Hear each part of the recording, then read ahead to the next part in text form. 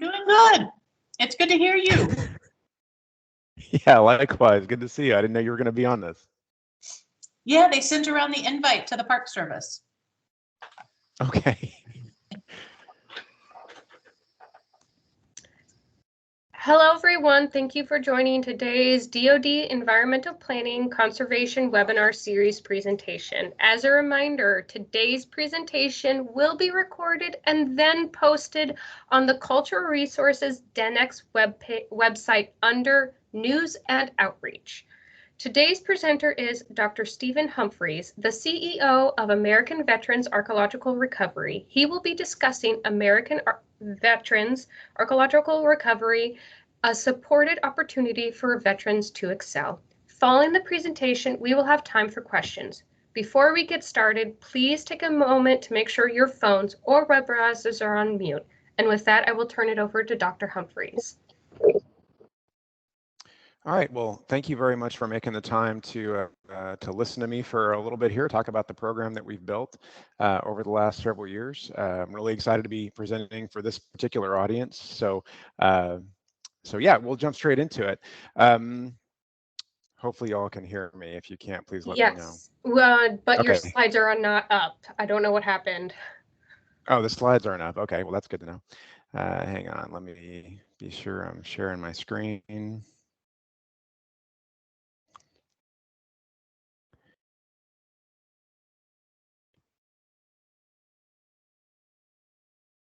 Okay, how are they now? You're not in presentation mode, but we can see your slides. Perfect. Okay. Now am I in presentation mode? Yes. Okay, great. All right. Yeah, we'll go ahead and jump into it then. So I am Stephen Humphreys. I've got a PhD in archaeology from Durham University from just a couple years back now. I am a veteran myself. I served in the United States Air Force as an aircraft maintenance officer from 2004 to 2010. I'm a National Geographic explorer, and I basically have been doing archaeology with veterans for about the last 7 or 8 years, working with a variety of veterans from America, the UK, and also Israel in some cases. But what I'm going to be talking about today is really how our program works, what our program does, and where we're looking to go in the future. As I said, I'll be happy to answer any questions you might have about how this program is operating after the presentation. Hopefully this will give you a better idea. So this is what I'm going to be talking about. I'll give you a quick overview of the program itself, kind of where we've come from and what we're doing. I'll talk about rehabilitation archaeology, which is the term that we've coined. I should say I've coined, because this is one of the things that I kind of made up a few years back to explain how we're doing things a little bit differently than the norm. So I'll talk about what that is. I'll talk about the unique support tools that ABR has developed in order to support the veteran population, what we offer, meaning what we actually do to support the veteran population. There's a lot more to the program these days than just putting veterans onto projects, and just briefly talk about next steps as well. So ABR Program Overview. I won't read everything off the slide. I know that's boring, but what I really want to get across is our program is about doing archaeology well with veterans. I know people typically think of programs like this, and you may have heard of the British programs as well. I'll talk about them more in a moment, that AVAR is based on. Whenever you talk about mental health and archaeology, there's this idea that we're doing some kind of therapy.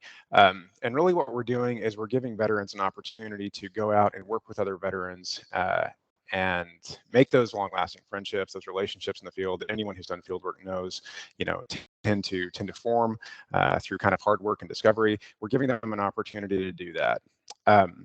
So it says here our program is strengths-based. So we're not really talking much about the fact that these are disabled veterans and they're broken and they can't get jobs anymore and they need a hand up and all these kinds of things. What we're really talking about are the unique things that we've learned over the last several years veterans really bring to the field. And again, I think people who've been in the heritage sector, who have done field work in the past, so on and so forth, know veterans do good quality work. What we've learned since 2016 in particular is that, yes, veterans do good quality work, but they do better quality work and they do more consistent good quality work when we provide these additional support tools to really develop to provide the support that the veterans need to do good quality work. If you've got a military background or you're familiar with kind of the service ethos, then what we're really doing is just trying to balance out the mission with the needs of the people. It's very much a service mindset, but it's something that we found to be missing at times in the sector. So it's something we try to provide. Effectively, we are a transitional training program that has a lot of these additional support tools, but also core competency in order to give them the best experience possible. And I think one thing that I really do want to stress with this presentation is that our program is very much data driven. We have a fair amount of research at this point on what archaeology does for the veteran community and now on why it does those things for the veteran community. And we really try to let that data, that peer-reviewed research guide how we're moving forward. We also do a lot of, we're kind of obsessed with feedback in the program and getting feedback from the veterans who are taking part and modifying the program around their needs. We have had a lot of meetings over the last several years about exactly what the veterans want this program to do and what we can put in place to help them move forward as effectively as possible. So, you know, we've developed and are continuing to develop in a way that will serve them. Program history. I want to highlight here one of the most common comments that I get when I talk about AVAR is, you know, I've never heard of you guys before, and it's a cool idea. I've never heard of AVAR, and that's somewhat intentional because we started in 2016, but the British programs started in 2011. So, you know, these programs that we're trying to use archaeology to benefit veterans' mental health have really been around for about a dozen years now. What we wanted to do when we started the American program in 2016 was really develop a consistent, stable, sustainable way to do this that actually worked well for, you know, ideally every time. And we didn't really want to get big and promote the program and, you know, hit media, put veteran teams out on projects all over the US and those types of things. We didn't really want to do that until we knew it would work well. Because of course we're dealing with people. I mean, these are not numbers to us. I'm a veteran myself. These are like family to me. So I'm not going to stick a veteran in a situation where they're going to struggle. I'm gonna make sure that I've got my support tools, my team formation, all that in place before I really try to go big. And that's exactly what we've done. It was really about 2021 when we decided, you know what, we now have a model that works, and we have a model that we want to talk about and put out there for more opportunities. So that's why you probably haven't heard of us yet, if you haven't heard of us yet. We have provided 240 plus opportunities for veterans to engage in fieldwork. I should probably mention that I'm on one of those right now. If I sound a little bit echoey and if the Wi-Fi is a little weird, it's because I'm actually doing this presentation from Jericho, Israel. I've got a veteran team out here right now. So, you know, it's fairly late in the day and a radically different environment than y'all probably are at the moment. I'll talk about that a little more here in a moment. We did win an award through the SA back in 2022. Again, you know, we're really just, I think, at the inception of not the program, but the inception of putting it out and getting big with it. So that's just been something that we've been pushing more and more for the last couple of years. We've worked quite a bit with the Defense POW MIA Accounting Agency. We've done 5 missions with them so far. Those are AVAR-led missions.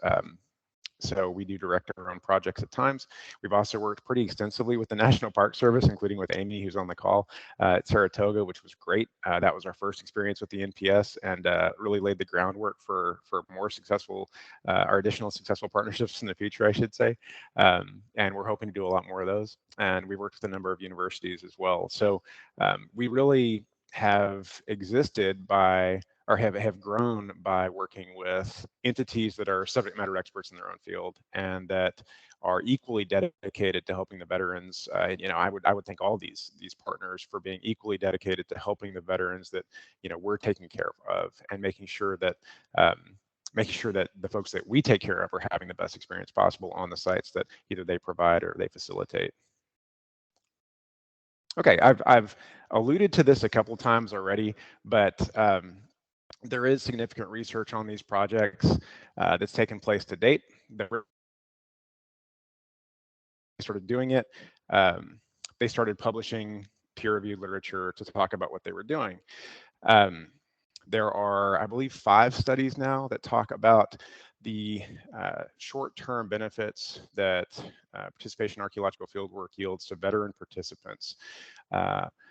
One thing I want to kind of highlight there, because this slide goes on to talk about how we're doing our own research now, is that we really did view this as a starting point when we were working on our program. And we viewed the British model as a starting point when we were working on our program. That's partially because the British culture is really different. The British military culture is really different. I think that's something people don't always understand, that a veteran is not a veteran is not a veteran. British veterans do have a different mentality and mindset than American veterans do. But equally important is that the British veteran service organization kind of sector is radically different than that of the United States. And so the British programs had adapted, and I think adapted very well to serve that population, and their peer-reviewed literature reflects that. What we needed to do with AVAR was generate our own peer-reviewed literature to just show that this worked for American veterans as well, to show that that benefit did cross over those cultural boundaries. But B, to generate literature that would actually guide how we built the program. Instead of trying to, validate what we were doing already, we wanted to study archaeology was helping veterans. Parts of archaeology were helping veterans. Parts of archaeology were not helping veterans. I think this is something that's not mentioned in peer review, but very often for obvious reasons, because the programs are involved. There wasn't much out there about potential negative aspects of archaeological field work. And again, anybody that's actually done a lot of field work, it can be stressful. It can be difficult to be away from home. It can be old in a new country like this one that I happen to be in at the moment. Most people recognize that it's very physically challenging. My back is not what it was about 10 years ago. So, we realize these things. Archaeologists have kind of an aim, and those are things that we really needed to tackle. We didn't want to just say, okay, we're throwing veterans on a project. They've had a couple of good weeks. So this is great. Everything's fine now. We really wanted to build something that would work for them. Yeah, I'll talk about this quantitative study that I'm citing here in just a moment. But I do want to talk about this other study a little bit. We're excited about it for all the studies that have been published on these types of programs for the last dozen or so years. There really has never been a qualitative study. And our first mental health clinician, who's no longer employed by the program, she's on our TAC board, but she's not on the payroll anymore. Her doctoral dissertation on rehabilitation archaeology as a concept. So she did do the interviews and she did crunch the data and all those kinds of things, because we really did not understand the whys. We knew that people were coming away from field work with reduced symptoms of anxiety, stress, and depression. Again, that's in these next slides, but we didn't really know why. And I think the more we look at this, the more we realize that what it is about archaeology and veterans that works is that archaeology has a phenomenal, almost inherent ability to cure symptoms of isolation and disempowerment. Every time we would look at these programs, and this is in the dissertation, of course, every time we would look at these programs, people would talk about the friends they made on projects and the social environment on projects and how it bonded them together, and how later on, if they were having a bad night or whatever, they would call someone that they had met on that dig. Disempowerment is another key element. I'll give my own kind of personal story here. I was a captain in the Air Force. I deployed in charge of 6 fairly hefty vehicles valued at $2.6 billion and 66 airmen. And I did that when I was 27 years old. And, following on to that into the civilian sector, frankly, when I was doing my master's degrees, people were just kind of impressed if I could write my name in crayon without misspelling anything. And it's a radical jump from the authority and the ability to affect change that you have in the military when you get out. And it's something that veterans tend to struggle with. So that feeling of disempowerment, of not really having a big picture impact more, is something that we really do see our veterans struggle with. It's something that archaeology helps with. You're impacting humanity's knowledge of its own past every single time you stick a shovel in the ground. And it's something that I think fixes that niche. It helps with that gap again. And it shows people, it shows the veterans that they can actually go out and perform to a high level again, like they used to. I'll give another anecdote about this. Again, I'm on a project in Israel. I have a Air Force veteran who, is a little bit older. This project is on top of a huge mountain, generally, are legitimately a large mountain. And every morning at about 5:15 a.m., this woman has to walk herself up the hill. And every day she does it. And every day she gets to the top and she says, I made it one more time.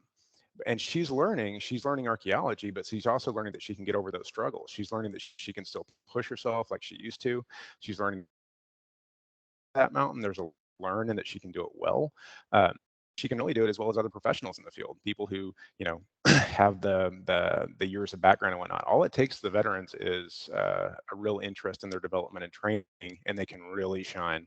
So that's what we try to do with the program. That's what the research has kind of led us to. The actual numbers, though, that you see here are also really interesting. Now, what you're looking at are results from the DAS-42. That's the Depression Stress Scale that consists of 42 questions. This is a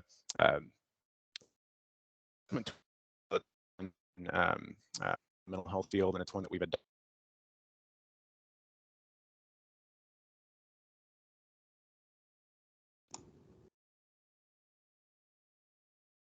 Dr. Humphreys, your audio cut out. Is everything okay on your end?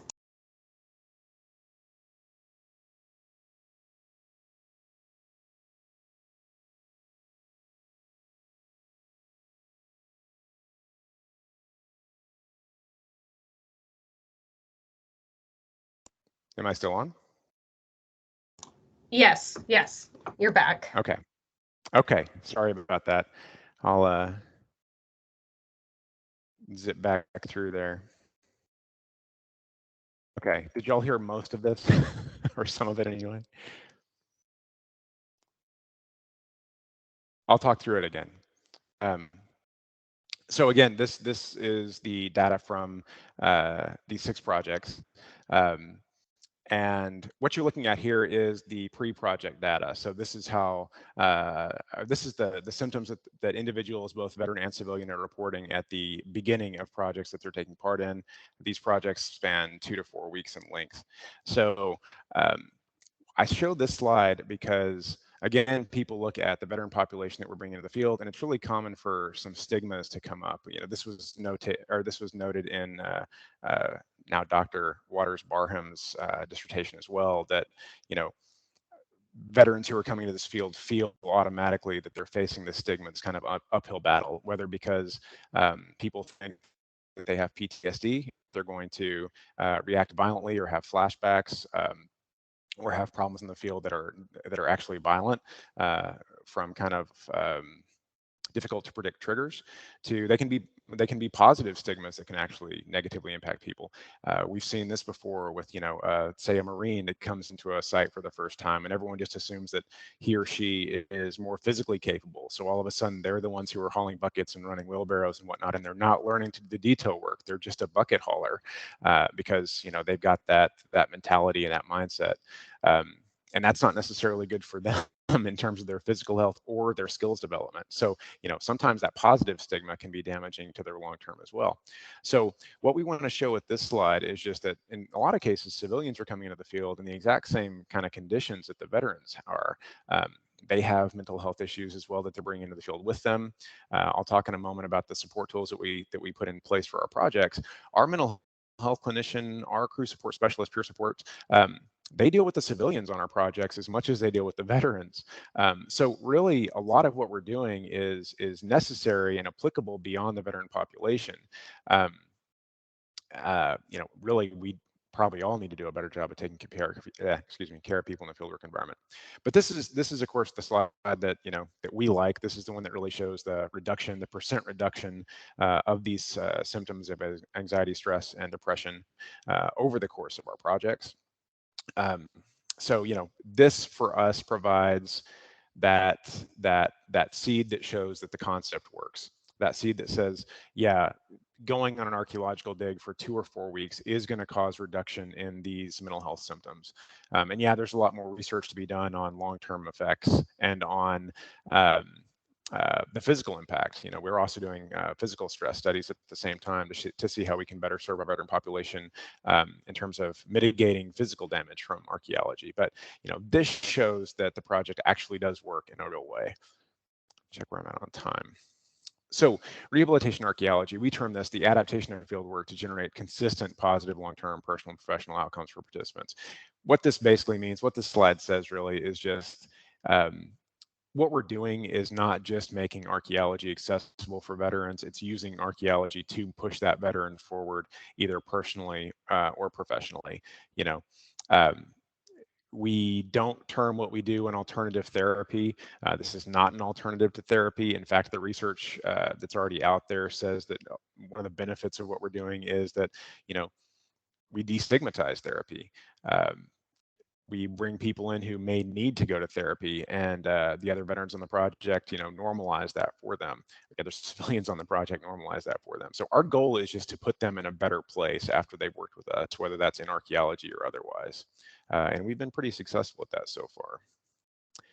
So let's talk about kind of transition to talking about what AVAR is really doing. And how we're making that model work. So we do have, and I want to highlight the word scalable here. We always wanted this to be something that would work even if, like, I personally was not on projects. We wanted to dodge the bullet, I think, of some veteran service organizations out there that are kind of cults of personality. I have no idea or no desire for people to need me to be on the project with them in order to succeed. We want to be able to send veteran teams out with our support model to really any project in the United States or abroad and have them perform to the very best of their abilities while they're out there. So what we do provide is a certified mental health clinician on the projects that we work. We provide a crew support specialist. That's what we call our peer supporter, who's just part of the team basically, but has some additional training and responsibilities. Those are treated as team members, but they are paid. We also have an occupational therapist because, again, we're really starting to lean into the physical impact of archaeology and how we can help out with that. Some of y'all may recognize people in this photo. This is the project that we just completed with the National Park Service, I guess about 2 weeks ago, at Jumonville Glen in Pennsylvania. The first engagement site of the French and Indian War, first battle that George Washington was involved in. So, one of the neat things about our program is that we are able to put veterans on really, really just world-class sites. And obviously there, we're all really privileged to be out there. I was glad to be out there. I do want to highlight that, we've been doing this for a while now, and this model that we're using is new. And a lot of the benefit, we're seeing more and more, a lot of the benefit of this program comes from the fact that we've worked with a lot of veterans at this point. Veterans do have unique needs, unique perceptions. It's like they're, veterans were all raised in the same place. We all tend to have kind of a similar cultural mentality, regardless of what service and whatnot we were in. So a lot of what our team now brings to bear is the fact that we have just done a lot of projects with veterans, and we're used to what they need and what they want. So let's talk about what those support tools actually are in a little bit more detail. The crew support specialist, as I mentioned, is kind of our peer supporter that we place with the team. They do have mental health first aid that we fund for them. If folks aren't using mental health first aid, let me give just a quick pitch for the inclusion of a mental health first aider in field projects, regardless of where you go. We find that really, really useful. But the research, both the quantitative and qualitative, really does indicate that a lot of the basically, if you're gonna create good results with a field project, a lot of that comes down to the social atmosphere on that project. Again, if you've been on field work, you know this already. If you're gonna enjoy field work, it's probably because you're out there with good people. If you're gonna have a miserable time on field work, it's probably because you're out there with people you don't get along very well with. So the peer supporter, the crew support specialist, does have a big part to play in making sure that people are getting along in the team, but also they're flagging up any issues that they come across because they're with the team all the time. So they're flagging up issues that they come across to the mental health professional that we have on site with us, so that he or she can address that appropriately, or they're flagging up issues to staff members so that we can really deal with them before they get out of hand or out of control. I do want to highlight too maps. So we developed this modular archaeological progression system over the last few years. Initially, we were using it as kind of the skills training thing and tracking hours for different tasks and whatnot. But what we realized is, you know, for one thing, veterans were getting more skilled up the more projects they went on. And I should mention, we do bring veterans back for more and more projects. But the veterans were skills. They were becoming better archaeologists. In other words, they were learning to dig, they were learning to survey, and they were becoming more competent in that area. Tool for was again the social environment. We wanted to be sure that they were becoming better and better teammates, that they were supporting each other better and better as they gained experience on projects. If again you've got kind of that military background, or you've been around kind of group dynamic studies before, you know that there is a kind of standard progression groups go through. You know, we use the model of what's it, forming, storming, norming, permitting, I think. So we've seen our veteran teams go through this over and over the course of these 22 projects that we've done. And so we wanted to build a tool that would actually guide them through that and that would normalize that. You know, this you see one page of the map workbook on the screen there, but you know, other blocks and maps will talk about like, hey, it's week 2. You're probably going to start finding some people that you do like, and you're probably going to start finding people that you don't like. That's normal. You need to be able to work with anybody. Anyway, let's talk about how we can make that easier for you to do. So we wanted to really walk the talk, pulling veterans back specifically. We also wanted to build in or we wanted to consistently address mental and physical health. So if you read those questions, you can see that these were developed by our mental and physical health professionals, you know, to talk about things like fatigue in the field and how to manage fatigue in the field, how to manage mental health in the field. This gives them a consistent tool where they can walk themselves through these things over the course of the project, highlight issues up as they need to. But really also just be aware that they're going through this, but also the rest of the team's going through it as well. So it's a team building tool. And we started utilizing this year. We've had it on, I guess, 3 projects now. It's been really well received by the veteran community that we've been working with, you know, and we're always looking to improve it. So it's something that we're going to continue to work on in the future. This is Alexis. This is our mental health clinician that's on this project with us at the moment. We do have a few different mental health clinicians that we work with. But the mental health clinician screens incoming participants to assess their suitability. We score them on a rubric, so it's not a subjective assessment of, hey, we like you, or we think you'll do great out there. They're actually being screened by both the mental and physical health professional in order to make sure that we're putting them in a fieldwork environment that's really going to work well for them. The mental health clinician is also going to provide pre and post session contact with every participant, as well as check-ins through fieldwork. So when the mental health clinician is on site with us, what he or she is saying is, hey, if you need to meet with me, if you've got anything going on at home, if you've got issues that are coming up in the field, let's have a side meeting. The rest of my staff and I are only made aware of these meetings at all if there are safety issues that come up, or if there are substance abuse issues that come up in them. We are a dry program. So you know, people are completely free to meet with a mental health clinician in a way that's not going to blow back on them in any kind of way. They don't have to worry about not being invited on future projects or anything like that. They just have someone there that's going to help them get through that project. And of course, what we've seen more than anything else is that the individuals who are meeting with our mental health clinicians, you know, the issues that they're bringing up are things that they're bringing from home. It's really similar to, again, what all of us kind of deal with in field work. You know, their home life is really more dominant in terms of their mental health environment than whatever's happening on the site. They typically enjoy whatever's happening on the site. As you can see here, the mental health clinician does work alongside the veterans in order to build rapport. Here she's lifting, this is the site that we're on now. Here she's lifting a piece of wood that's probably from the 8th or 9th century. She also provides wellness exercises through the projects. All the mental health clinicians do.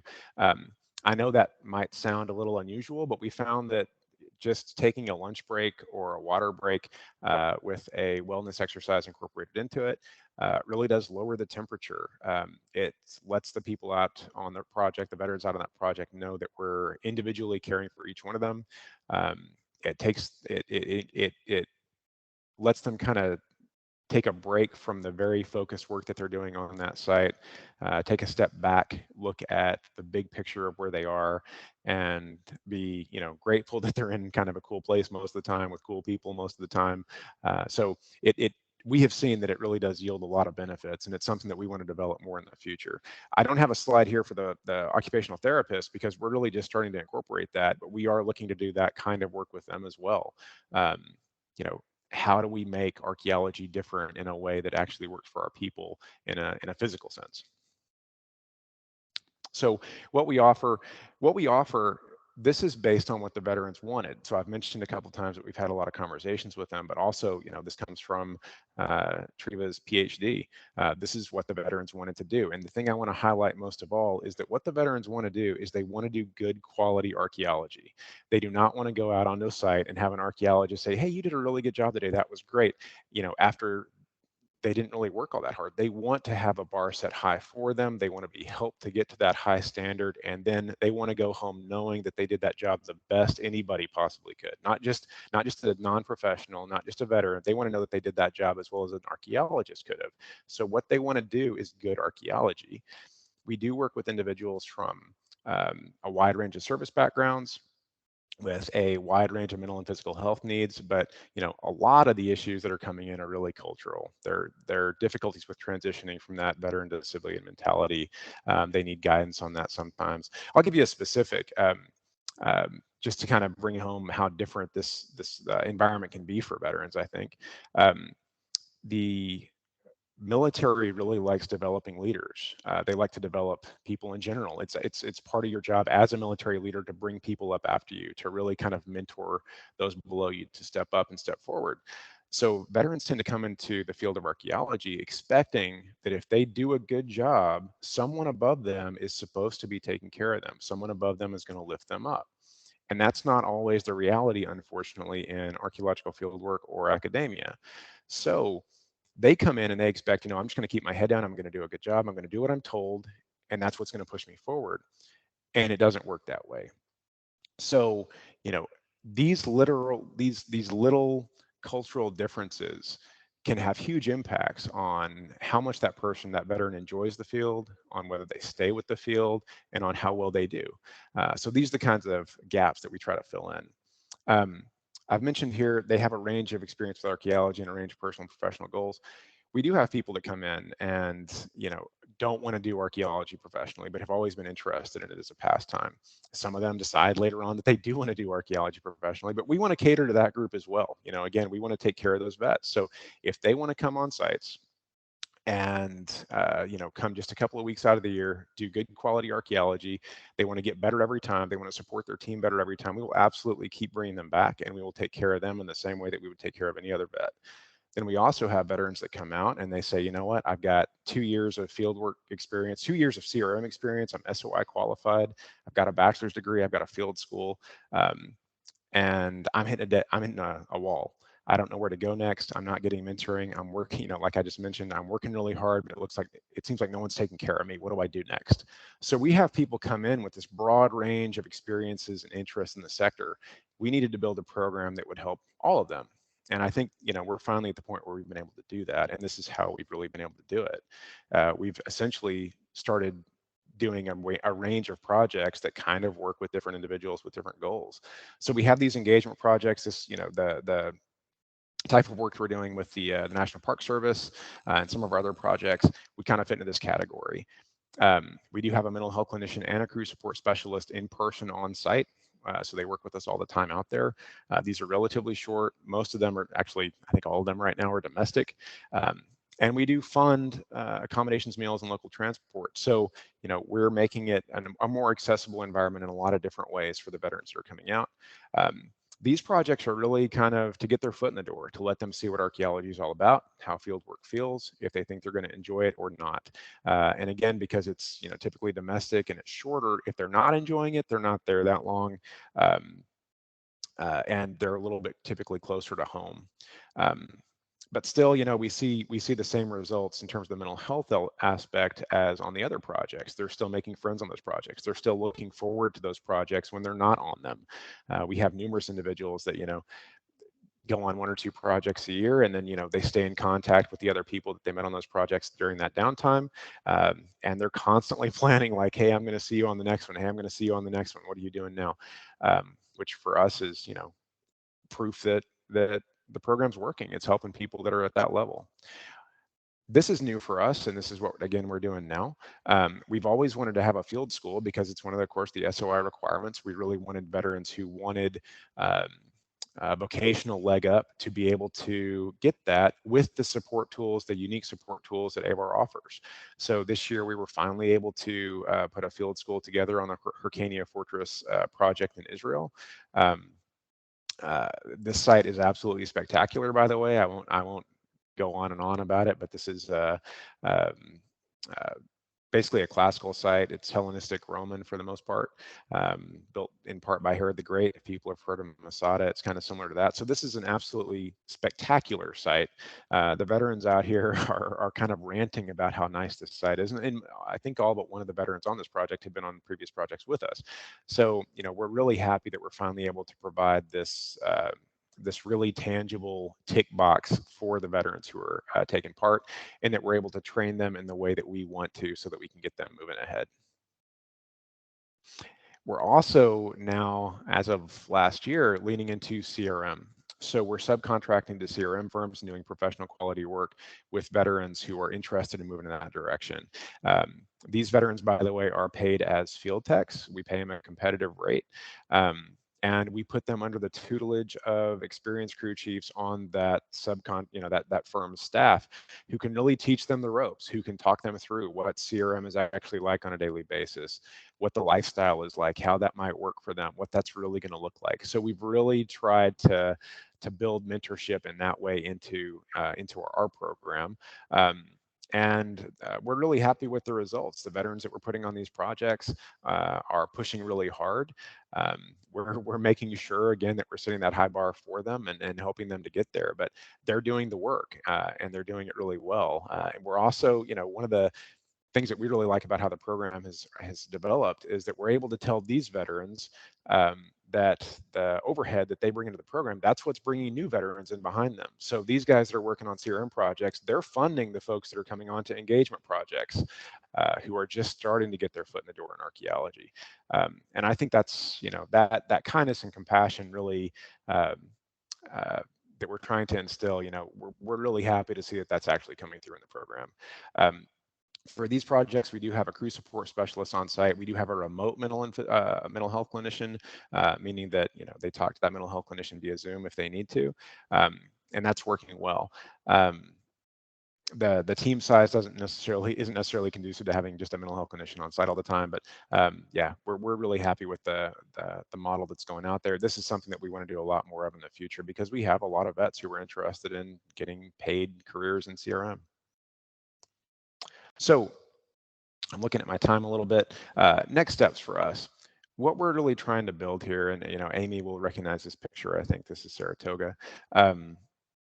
What we're really looking for at this point are stable long-term partners who are interested in not just helping the veterans, but who value the veterans for the strengths that they bring into the field, the unique abilities and attributes they bring into the field, and want to help us to develop this model on their sites and on their projects. I do very much think that we're at the point where putting this support model in place and putting teams out in the field is viable for us. It's safe for the veterans, and I think it's something that's going to move them forward and help them. I'm also, as an aside, looking to expand our mental and physical health data set. So that study that I keep talking about, kind of monotonously, is something that the veterans can do on their phone. It's secure, so we're always interested in more projects that will provide us with more data so that we can see how we can improve our program. And I am very, our whole program is based around constant personal improvement, constant program improvement. I am very open to suggestions and ideas from people. So if anyone in this room has those, please do just email me directly and say, hey, I think you could do this. I think this would be a neat, comparative data set, or I think this other group over here is doing something that you might be interested in. We really are just interested in doing whatever works best for the veterans that we're trying to serve. And with that, I know I'm a little bit early, but not too much. I think I'm done, and I'm happy to take questions. Thank you, Dr. Humphreys. If anybody has a question, you can either type it in the chat or you can come off of mute and ask.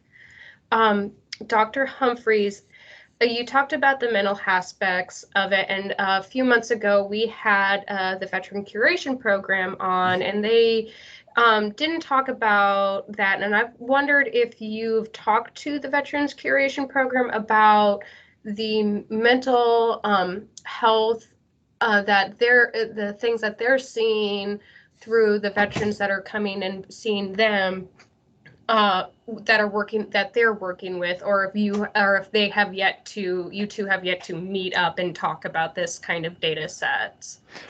No, so we don't have a formal relationship with the Veterans Curation Program, but we have a very cordial and friendly relationship with them, because I think, you know, both of us, I shouldn't say both sides, it sounds confrontational and we're not, both of us recognize that we offer really complementary skill sets to veterans, and both, you know, the compliments that we've gotten from veterans on our projects who have gone through the VCP, you know, it's obviously a really strong, solid project that's helped them move forward. So what we do with the VCP is we essentially do presentations back and forth. Individual managers reach out to me every once in a while and say, hey, I've got veterans who are interested in field work. Do you want to talk to them? And we do the same for our folks. People that are on our projects who need to pick up that skill set, we push in that direction. So we kind of volley back and forth with some of the vets to get them, you know, to get them both sides, the field work and the curation.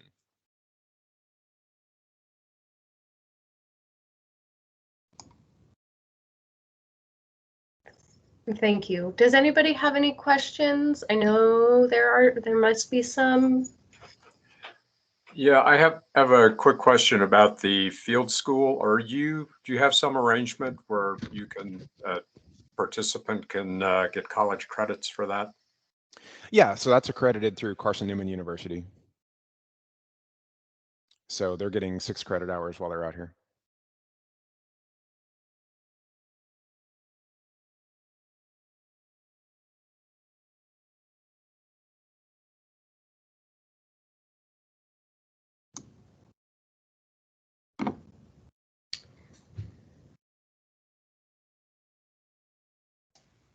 And then this is Kate Lisek. I'm the talent acquisition manager, formerly Paleo West, now Chronicle Heritage.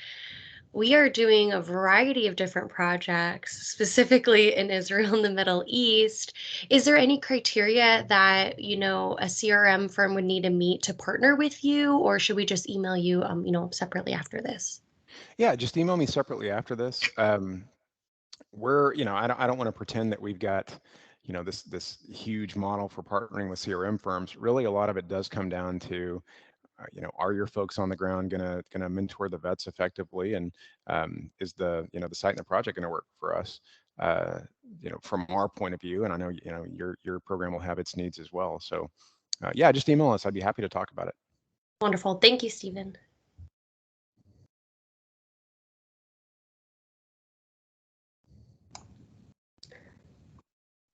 Dr. Humphreys, a question for you about your crews. So we, a lot of the professionals on here, as you mentioned, like talking about the labor aspect of archaeology and how hard it is on our bodies. And a lot of professionals who've done archaeology, field archaeology for quite a bit of their careers know about that. And my question is, as the veterans, do they talk do they compare how hard the field archaeology is compared to like the activities that they did while they were in the services?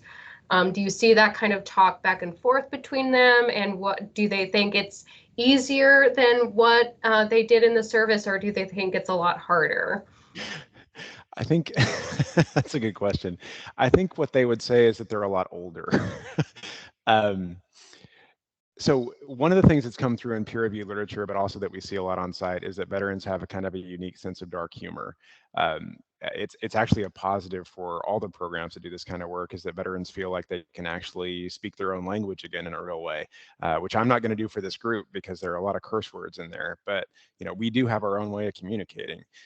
So yeah, they absolutely will talk about how this matches up with their past and their experiences in the military. I'll be really honest though, one of the things that we do, and one of the things that MAPS I think kind of encourages, and that we support more and more as a program, is we really want them to focus on where they're at now and where they're going in the future. If someone is on a project talking about their military service all the time, talking about where they came from all the time, that may have been 10 or 20 years ago for some of these individuals. And may have only been 4 to 6 years, at that time. That's not really what we want to encourage them to do. We really want them to look forward at, learning to be an archaeologist, frankly, and we're learning to do archaeology. But yeah, they do talk about it. I'll tell you, if you have never been around a large group of veterans before, what you're going to hear about a lot is the VA, probably more so than basic training or kind of the physical training side of things. Yeah, I can agree with that. I come from a big military family myself, and it all centers around the VA or Yep. Or that kind of talk. So I understand that quite a bit. Yeah. I can definitely say that I've worked with a veteran in the past, and if anybody is on here who's worked with the veterans out in the field, they are some of the hardest working people that I have known ever. I mean, this gentleman who was much older than me outdug me on a field 1 survey, like shovel test survey, and he had to be at least 20 or 30 years older than I was. So very hardworking individuals. So I can definitely attest to their hardworking abilities and wanting to, as you said, like make sure that they're doing things right and they're getting their job done. Yeah. And can you talk about, I know you kind of talked about some of the projects like that you're currently on in Israel, but and the one here in the States, but where else have you gone for field projects? And can you talk about how, I know archaeology is done differently in certain parts of the world, so is it a big learning curve for them to adapt to these different techniques of how archaeology is done in these other parts of the world that you're excavating in? Is it a big jump? I would say yeah. I would say I'll talk first about kind of the different stuff that we've done. So we've done, like I mentioned, 5 DPA projects. If I'm sure some of y'all in the room are familiar with the DPA protocols. If you've been on a project with them or you've heard about our project with them, the DPA protocols are really specific and really aimed at their specific mission. So yeah, we've done these projects in England and Sicily with them, and the veterans love these projects. We love these projects because of the DPA's very emotionally impactful mission. I think everyone's really excited about being able to contribute in that way to those families, but they dig in a very specific way. Transitioning to a commercial project in the U.S., for example, yeah, that's got some challenges to it. We do want the veterans to get a wide range of experience, especially at the entry level when they're just starting to engage with archaeology in general, because we want them to see what they enjoy and what they like. Archaeology here in Israel is very different than the States as well. It's much of it's transferable, but some of it's really specific, right? So it's good experience to have, but the reason that we provide stuff like this is so yeah, they can learn those basics, they can learn kind of the theory behind archaeology and some of the method, but also so that they can see if they want to do this kind of work. So yeah, I think archaeology being so broad, we have tried really hard to do a lot of different, and I'll address more projects here, in a sec. We have really tried to provide as broad a possible range of experiences for them to have so they could figure out what they wanted to do and what they wanted to move into. some of the other projects that we've done, I'll forget some here. But we've got our Finding Medina project that we do in Texas. That's systematic metal detection survey. So we run that one ourselves with UTSA CAR providing curation support. We do a lot of battlefields, frankly. So we've done the Finding Medina project a couple times. We've done several projects with the Park Service on battlefields, Drummondville Glen, Saratoga. We're going to do one, it looks like, coming up in Virginia on a Civil War battlefield here later on this year. We've done Jamestown with the Park Service. We've done Israel a couple times, actually. I'm trying to think what else we've done. It'll come to me. But I'm sure some people are asking too, like, why are you doing a field school in Israel? It's because they wanted to do a field project in Israel.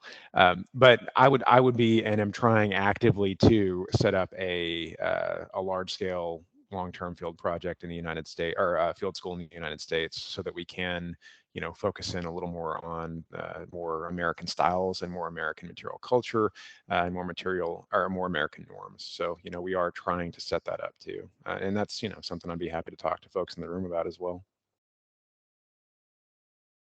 So sorry, I know that was kind of long and rambling. Hopefully that answered the question. Oh, no, that's fine. Yeah. Why don't you talk about what you're trying to do for this large scale field project here in the US? Yeah, I don't want to. So I guess I would like to hear more about it. Yeah, sure. So, just logistically for us, long term is obviously better. I'm sure everybody feels that way about setting up kind of, projects of that type. So we'd be looking for a 3 to 5 year project, ideally on a significant American conflict site that would allow us to both do the metal detection survey that we're doing a lot of. And we do metal detection survey in part because, again, the veterans wanted to do conflict archaeology. So we want to incorporate that, but we also want to, we want to have phase 1, 2, and 3 on that project if we can. So we would need a site that would accommodate that for multiple years so that we could teach various skill sets. Sorry, I have a site in mind. I don't know if I'm kind of allowed by partners to talk about it yet, but that's what I would be looking for. Let's see. So one of the things I would like you to touch on before, if anybody else doesn't have any questions, what happens? So you're doing the field work. What is the post field work like for the veterans after, so all that lab work that has to be done with all those artifacts that you excavate? What are they involved with that? Right now they're not, and that's because of the kind of the funding model that we're using. So we subcontract typically the curation elements to, like I said, UTSA CAR, to a university partner, DPA projects. They take care of that themselves. So right now they're not involved with that, and that's why I was talking earlier about the VCP being a really good option for folks, because they're professionals just at taking veterans through the curation parts of projects. I know it's a really common question for us. Are y'all going to start involving veterans in the curation stuff? I'd be really happy to do it. It's just right now the funding hasn't supported that. All right, well, thank you. Does anybody else in the audience have a question for Dr. Humphreys?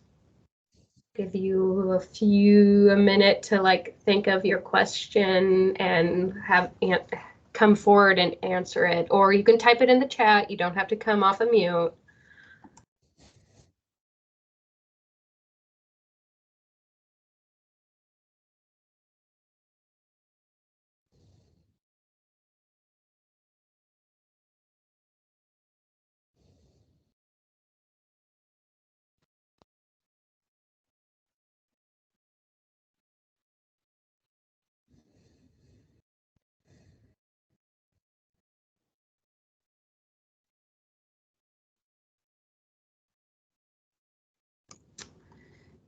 Well, if anybody doesn't have any additional questions, we will end today's DoD Environmental Planning and Conservation webinar.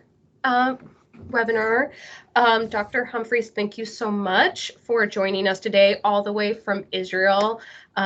We greatly appreciate you taking your time out of your very, very busy schedule to do this.